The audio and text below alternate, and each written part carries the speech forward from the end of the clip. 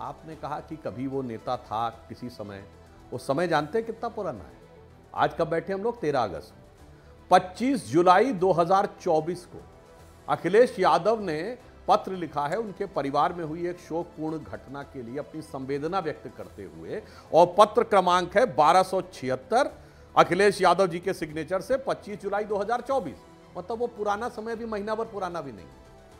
अभी आपकी नेता जूही सिंह कह रही हैं हमारे नेता थे, और 25 जुलाई का उनके परिवार को शोक संवेदना के लिए अखिलेश यादव का पत्र है जिसमें लिखा हुआ श्री नवाब सिंह यादव, पूर्व ब्लॉक प्रमुख, कन्नौज, ग्राम अड़गापुर, पोस्ट पैनाबाद, जिला कन्नौज, उत्तर प्रदेश। अब क्या बोला करें, समझ में आता है कितना कवर फायर देंगे अपराधियों को। मैंने सिर्फ यह कहा कि कोई घटना हो जाए उसके ऊपर संवेदनशीलता, 10 सेकंड। मगर अफसोस की बात यह है, अफसोस की बात यह है कि आप नार्को टेस्ट की बात करते हैं। मैं तो एक बात बता दूं, मतलब थोड़ी किसी को अटपटी बात लग जाएगी, अगर उत्तर प्रदेश में तमाम अपराधियों का नार्को टेस्ट करा लिया जाता ना, तो समाजवादी पार्टी का सारा चेहरा उतर जाता। जो डीएनए टेस्ट की बात कर रहे हैं ना, सारा डीएनए का असली जीनोम सीक्वेंसिंग सामने आ जाती अगर अपराधियों का नार्को टेस्ट करा लिया जाए।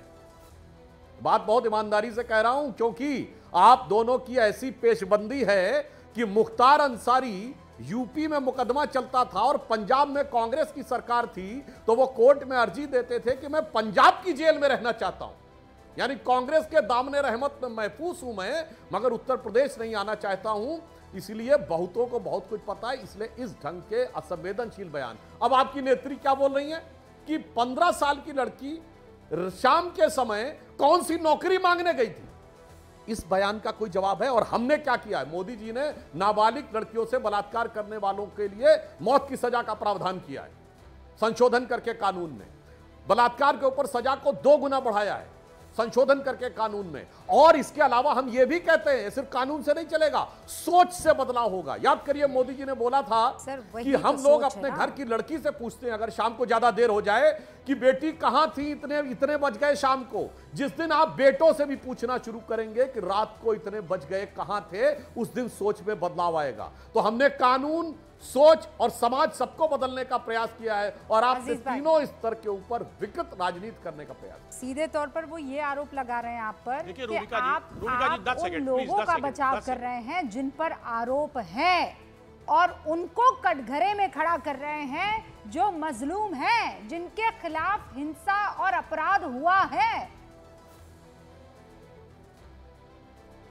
देखिए रूबिका जी, पहले बात तो स्पष्ट कर ले। अभी इन्होंने शोक पत्र की बात की। समाजवादी पार्टी, बीजेपी के तमाम नेता ऐसे हैं कि अगर उनके घर कोई दुर्घटना हो गई है, किसी तरीके की मौत मिट्टी हो गई, तो वहां पर भी पत्र लिखा है। पत्र लिखना इस बात को साबित नहीं करता कि वो पार्टी से ताल्लुक रख रहा है, पार्टी का आदमी है। ये कोई तर्क नहीं है। एक बात। दूसरी बात, जिस तरह डिफेंड कर रहे हैं कि साहब हम लोग बचा रहे हैं, किसको बचा रहे हैं?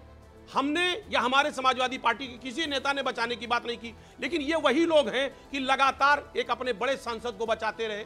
लड़कियां लगातार एक बड़े लेवल पे प्रदर्शन करती रही, महिला खिलाड़ियां प्रदर्शन करती रही। साहब वो लोग ऐसी बात करते हैं। तमाम घटनाएं मणिपुर में हुई, हम उनसे मुद्दों पे नहीं जाना चाहते। हम ये कह रहे हैं घटना घटना है, अपराध अपराध है। अगर किसी बेटी के साथ अन्याय हुआ है तो अन्याय बिल्कुल अस्वीकार है, हर हाल में उस पर कार्रवाई होनी चाहिए। हम जस्टिफाई नहीं कर सकते, एक मामले को दूसरे मामले से जस्टिफाई नहीं कर सकते। हम इनकी तरह कि साहब इनके लिए कानून कुछ और है, समाजवादी पार्टी के लिए कानून कुछ और है। नहीं, मैं आपको याद दिला देती हूँ, वो अवार्ड वापसी गैंग, मोमबत्ती गैंग, हाँ वो प्लकार्ड गैंग, ये इंडी गठबंधन की कहाँ है सर? इंडी गठबंधन की रैली में मंच पे भी बैठा है। गजब है साहब, समाजवादी पार्टी। साहब अजीज खान साहब, इतना बचाव नहीं हो सकता। कितने ब्लॉक प्रमुखों ने को अपने आप अखिलेश यादव जी ने दिया है शोक संदेश, और इंडी गठबंधन की जनसभा है, इंडी गठबंधन की जनसभा मंच पे भी बैठा हुआ है। समाजवादी पार्टी से कोई मतलब नहीं है। और उसके बाद आपकी नेत्री सवाल क्या कह रही है कि साजिश लगती है, बगैर जांच के साजिश, निष्कर्ष हो गया। इसीलिए हम ये कह रहे हैं अपराध वाला विषय एक है, अपराध के प्रति असंवेदनशीलता और निर्लज्जता, बेशर्मी और जिस ढंग की असंवेदनशीलता है वो बड़ी बात।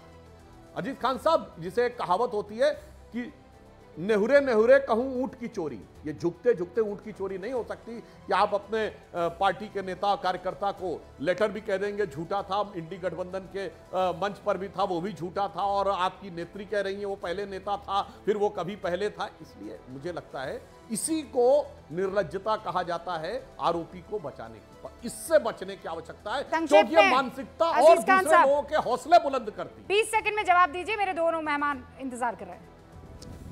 देखिए रोविका जी, समाजवादी पार्टी या हम अभी आपके साथ बात कर रहे हैं, हमने एक शब्द भी बचाने की बात नहीं कही है, लेकिन ये वही लोग बीजेपी के लोग हैं जो अपने नेताओं को कभी भी एक शब्द नहीं बोलते, नाम तक लेना पसंद नहीं करते रहे।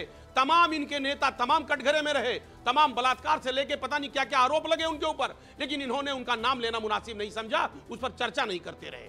ये लोग आते नहीं रहे, डिबेट में नहीं आते रहे, और समाजवादी पार्टी ने कभी डिफेंड नहीं किया है। और हम डिफेंड नहीं करेंगे, जो अपराधी है वो अपराधी है। हमारी बहन बेटियां किसी भी पार्टी से ताल्लुक रख रही हो, अगर उनके साथ अपराध हो रहा है तो आज आप ये निबंध जरूर बोल सकते हैं अजीज साहब, लेकिन चाहे अयोध्या हो चाहे ये लेटेस्ट मसला हो, इन दोनों में आप जो है बैकफुट पर आ गए हैं, इस बात को मान लीजिए।